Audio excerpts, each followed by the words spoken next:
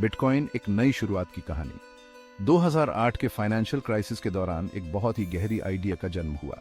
एक एनोनिमस व्यक्ति या शायद एक ग्रुप जिसने सटोशी नकामोटो नाम यूज किया, उसने दुनिया को बिटकॉइन से इंट्रोड्यूस कराया। यह एक डिजिटल करेंसी थी, डिसेंट्रलाइज्ड और किसी भी गवर्नमेंट या फाइनेंशियल इंस्टीट्यूशन से इंडिपेंडेंट। बिटकॉइन ने फाइनेंशियल फ्रीडम के एक नए अरब का वादा किया, एक ऐसा सिस्टम जो क्रिप्टोग्राफी और पीयर टू पीयर ट्रांजैक्शंस पर बना है। अपने मूल में बिटकॉइन बहुत सिंपल है। यह एक डिजिटल लेजर है जिसे ब्लॉकचेन के नाम से जाना जाता है, जहां सभी ट्रांजैक्शंस रिकॉर्ड की जाती हैं। इस ब्लॉकचेन को कंप्यूटर्स के एक डिस्ट्रीब्यूटेड नेटवर्क द्वारा मेंटेन किया जाता है, जो ट्रांसपेरेंसी और इम्यूटेबिलिटी इंश्योर करता है। बिटकॉइन के क्रिएशन ने न केवल एक न्यू करेंसी का बर्थ मार्क किया, बल्कि ब्लॉकचेन टेक्नोलॉजी के डॉन को भी मार्क किया, एक रेवोल्यूशनरी कॉन्सेप्ट जिसके बहुत दूरगामी इम्प्लीकेशंस हैं। बिटकॉइन के अर्ली डेज एक्सपेरिमेंटेशन और कम्युनिटी की भावना से भरे हुए थे। इसे साइफर पंक्स, टेक्नोलॉजिस्ट्स और उन लोगों ने अपनाया जो ट्रेडिशनल फाइनेंशियल सिस्टम के ऑल्टरनेटिव की तलाश में थे।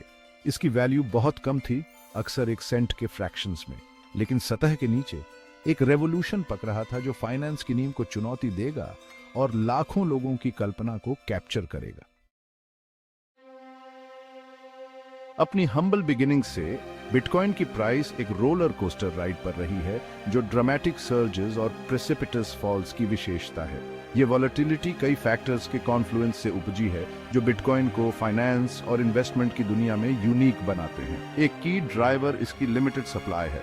ट्रेडिशनल फाइएट करेंसीज के विपरीत, जिन्हें गवर्नमेंट्स अपनी मर्जी से प्रिंट कर सकते हैं, बिटकॉइन के पास 21 मिलियन कॉइन्स की फिक्स्ड कैप है।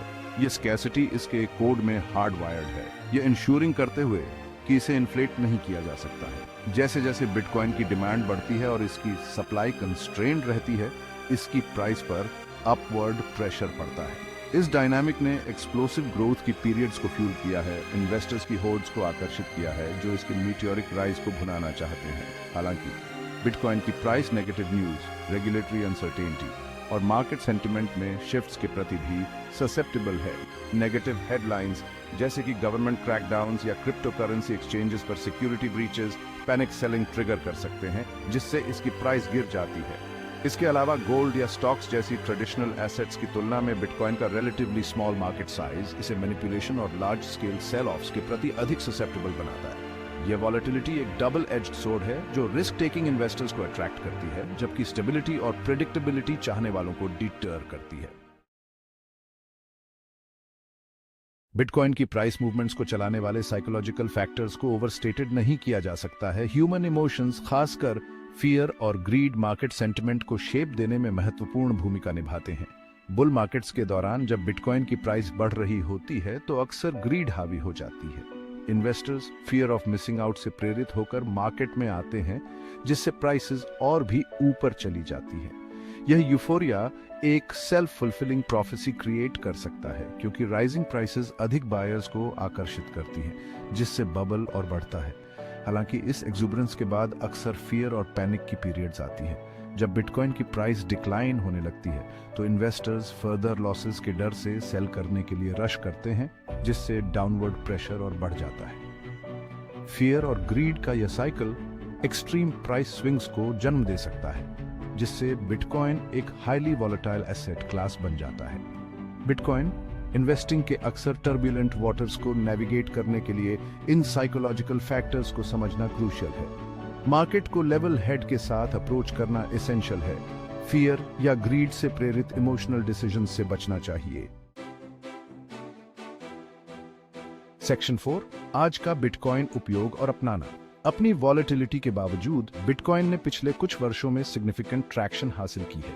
यह एक नीश डिजिटल करेंसी से विकसित होकर एक मोर मेनस्ट्रीम एसेट क्लास बन गया है, जिसने इंस्टीट्यूशनल इन्वेस्टर्स, कॉर्पोरेशंस और यहां तक कि गवर्नमेंट्स का ध्यान आकर्षित किया है। आज बिटकॉइन के मल्टीट्यूड ऑफ यूसेस हैं जो peer to peer electronic cash system के रूप में अपने इनिशियल पर्पस से आगे बढ़ रहे हैं।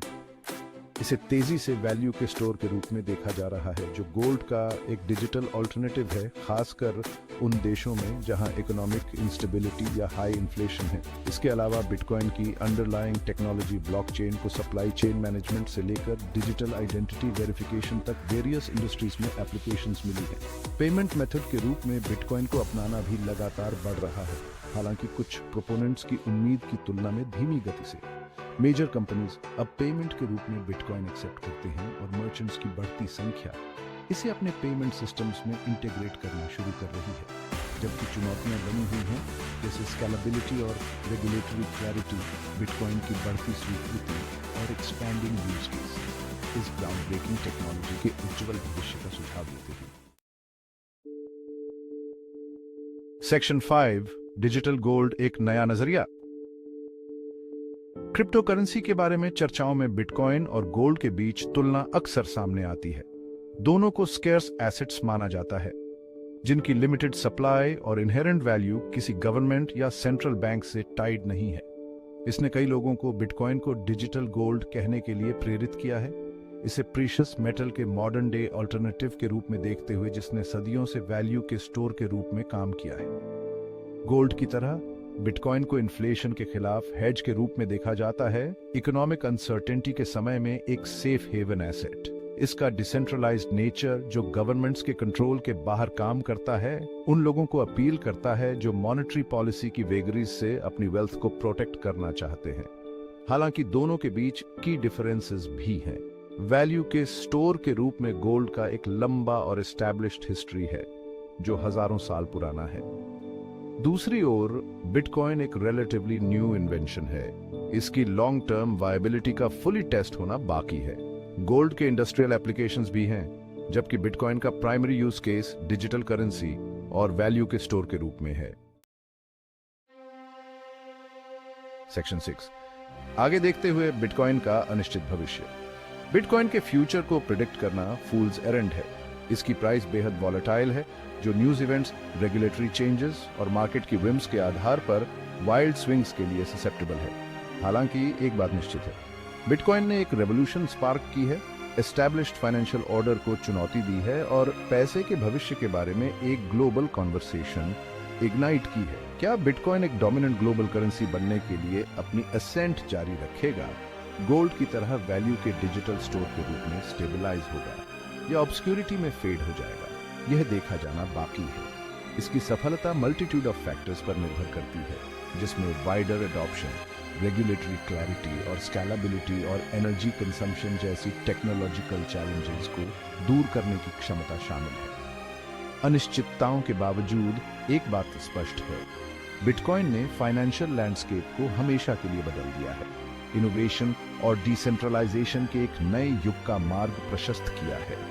इसकी जर्नी अभी खत्म नहीं हुई है और दुनिया बेटेड ब्रेथ के साथ देख रही है कि इस रेवोल्यूशनरी टेक्नोलॉजी के लिए फ्यूचर क्या रखता है।